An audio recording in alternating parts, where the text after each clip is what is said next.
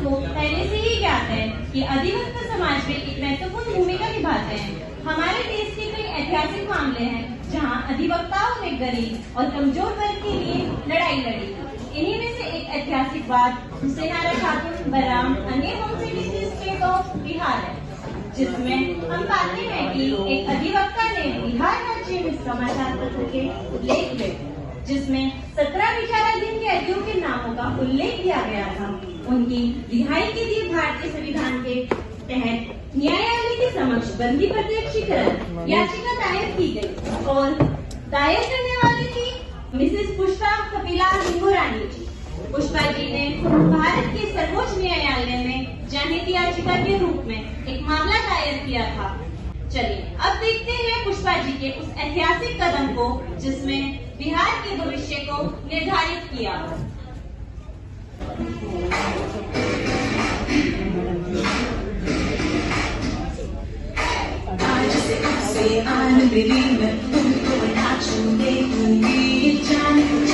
चलनी कर दो मान को नाचूने दूंगी, छूके देखो दिल मेरा तुम दिल में अपने कर लोगी, पर छेड़ के देखो तुम मुझको मैं तुमको नहीं छोड़ूंगी, मैं तुमको नहीं छोड़ूंगी। उड़ता है फिरूं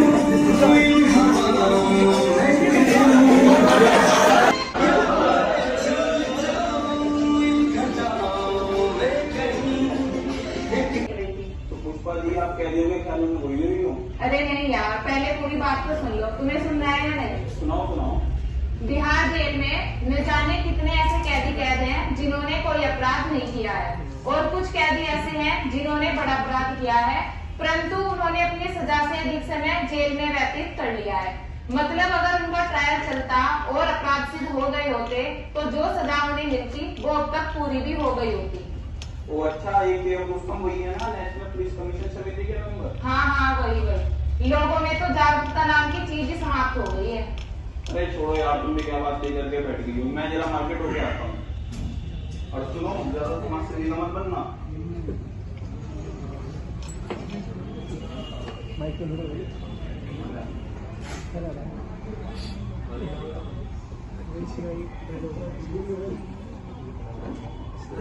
पुष्पा, मैं मार्केट से वापस भी आ गया हूँ, तुम अभी तक इसी में लगी हुई हो?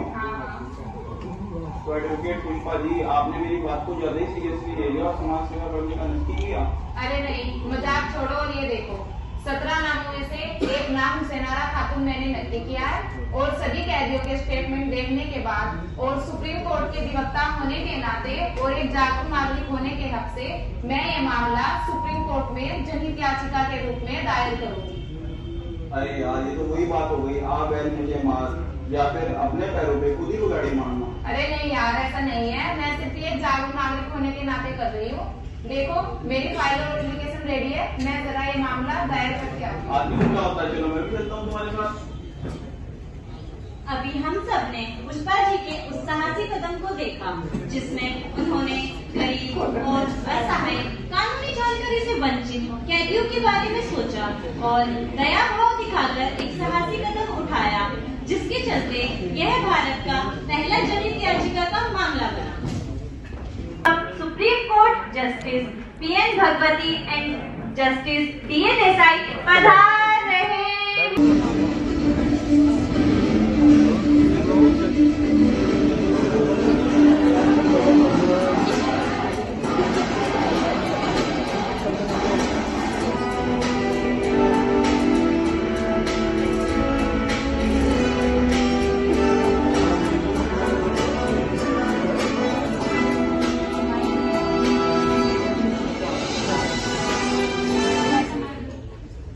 उच्चतम न्यायालय की माननीय अधिवक्ता पुष्पा कपिला लिंगोरानी द्वारा वाद हुसैन आरा खातून बनाम स्टेट ऑफ बिहार 1979 प्रस्तुत किया जाए।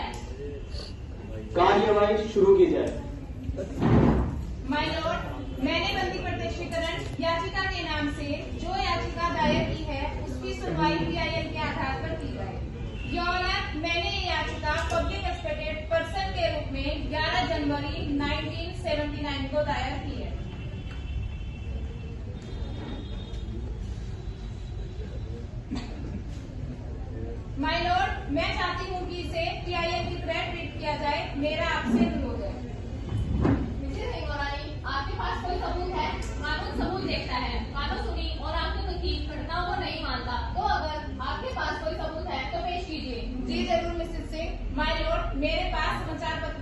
कॉपी है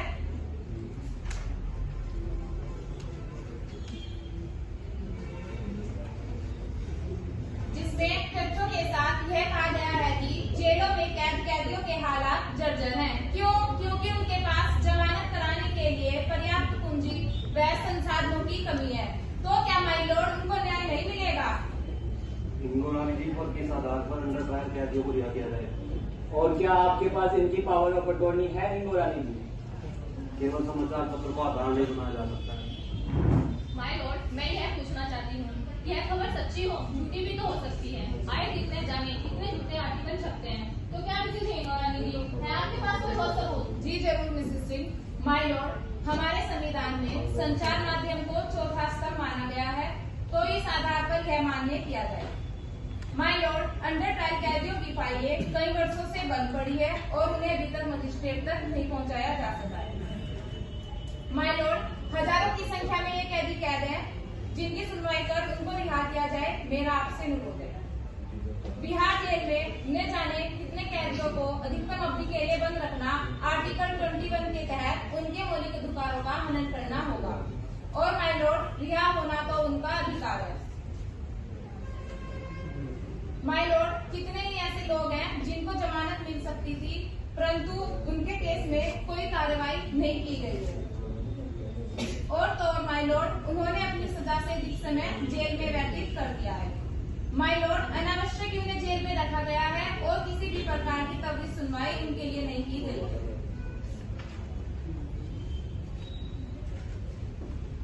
सभी सबूतों और अधिवक्ताओं के अभिवचनों को मद्देनजर रखते हुए अदालत को यह लगा है कि कैदियों की स्थिति पर ध्यान दिया जाए, आकलन किया जाए और साथ ही उनकी रिहाई पर कार्यवाही की जाएगी।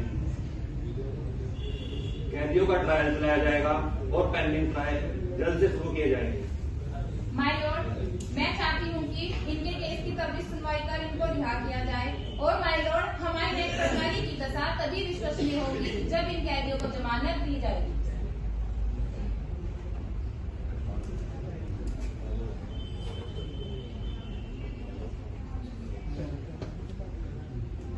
अब अगली सुनवाई 15 दिन बाद होगी। The court is adjourn. Mukherjee को भारत की प्रथम जनहित याचिका को दायर करते हुए देखा, जिसका मुद्दा यह था कि यह त्वरित सुनवाई का अधिकार अनुच्छेद 21 का हिस्सा है। अनुच्छेद 39A जो मौलिक अधिकारों का हिस्सा नहीं है, तो क्या इसको लागू किया जाना चाहिए? Now we are going to see how the police is exploiting.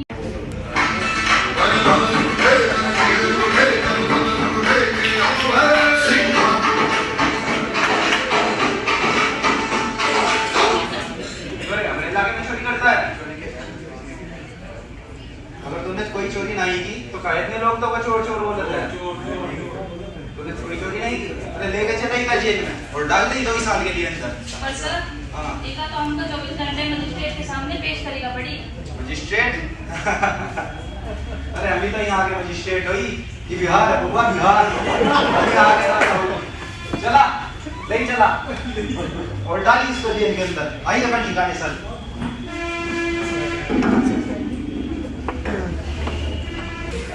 चलिए अब हम आपको ले चलते हैं सुप्रीम कोर्ट की उस फाइनल हियरिंग की ओर, जिसमें केवल बिहार ही नहीं बल्कि भारत के भविष्य को निर्धारित करने में एक महत्वपूर्ण भूमिका निभाई। The Honorable Justice of the Supreme Court, Justice P.N. Bhagwati and Justice D.A. Desai पधार रहे हैं।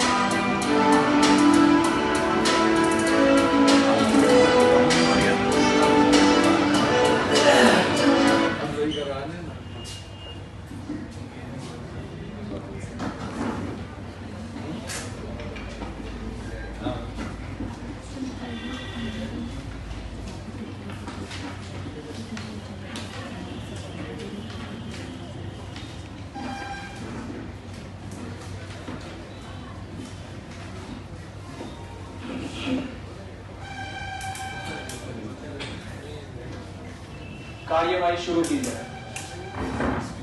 माय लॉर्ड, मेरे मन में एक संदेह है। जैसे कि लास्ट हियरिंग में दोषियों को रिहा करने की अपील की गई थी, क्या वह सही थी? ऑब्जेक्शन माय लॉर्ड, दोषियों पर दोष सिद्ध नहीं हुआ है मिसेस सिंह, और कोर्ट से भी उन्हें कोई सजा नहीं मिली है।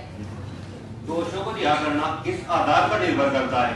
अदालत स्वयं दोषियों की आर्थिक सुरक्षा, निःशुल्क विधिक सहायता प्रदान करना सुनिश्चित करे।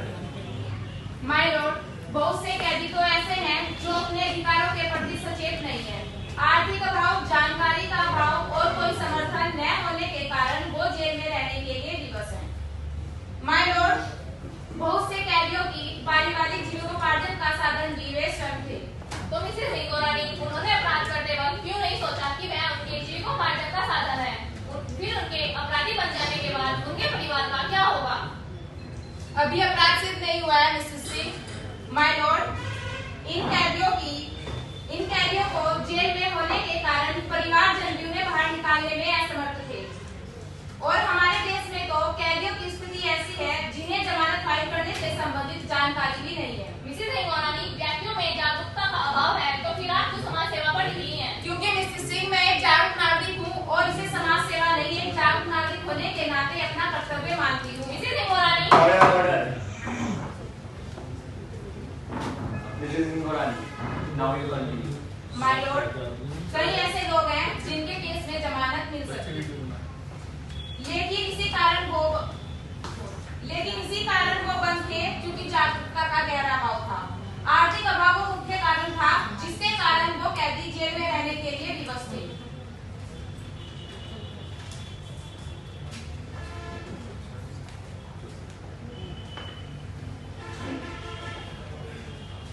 हमारा आदेश है कि सबसे पहले ऐसे आंकड़े एकत्रित किए जाएं जिसमें साफ साफ स्पष्ट हो कि राज्य सरकार जेल में बंद कैदियों को वर्गीकृत कर उन्हें 2 भागों में बांटकर उनका अवलोकन किया जाए।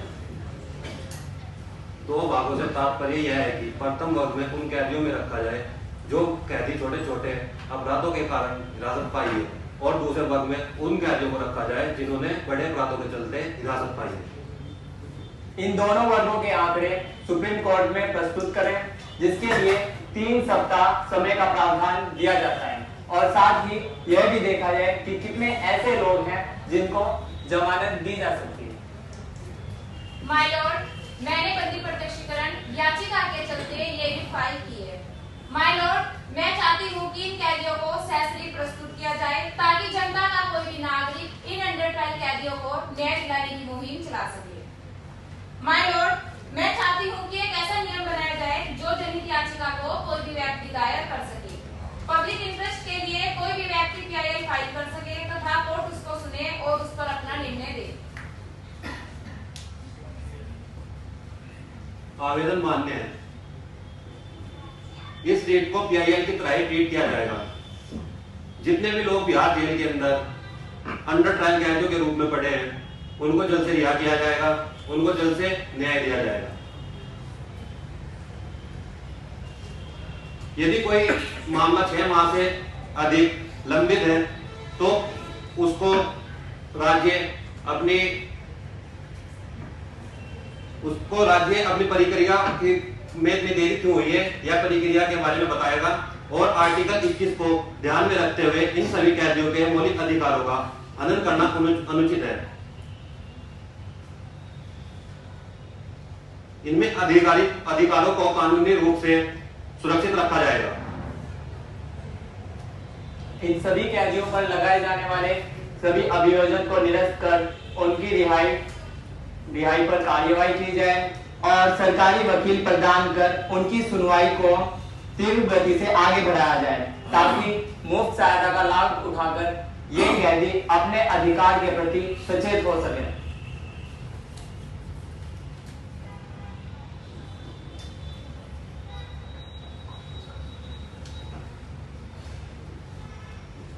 अदालत ने सभी सबूतों और अधिवक्ताओं के अभिवचनों को मद्देनजर रखते हुए अदालत ने यह निर्णय लिया है कि जो इनके चलते 17 कैदियों की लिस्ट सुप्रीम कोर्ट में प्रस्तुत की गई थी उनको रिहा करने का आदेश देती है और साथ ही मिसेस हिंगोरानी जी की याचिका को स्वीकार की जाती है।